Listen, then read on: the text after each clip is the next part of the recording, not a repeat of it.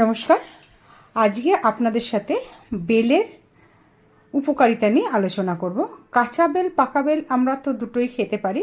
কাঁচা বেল সাধারণত পুড়িয়েই অনেকে খায়, পুড়িয়ে খাওয়াটাই ভালো, ওটা পুড়িয়ে খেতে হয়।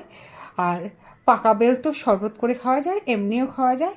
তো বেল যেভাবেই খান না কেন, কাঁচা বেল পুড়িয়ে খান বা পাকা বেলই খান, সেটা কিন্তু খুব সুন্দর খেতে হয়। তো এই কাঁচা বেল এবং পাকা বেল দুটোরই কিন্তু আমাদের শরীরে বিভিন্নভাবে দুটোই কিন্তু ভীষণভাবে উপকার করে। তা সেটা নিয়ে আজকে আপনাদের সাথে আলোচনা করছে।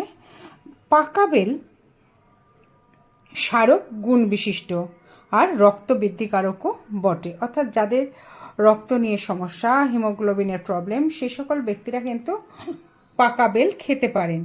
পাকা বেলের যদি শরবত করে খান সেটাও কিন্তু ভীষণভাবে কাজ করে। শুধু শুধু পাকা বেলও খাওয়া যেতে পারে। আর কাঁচা বেল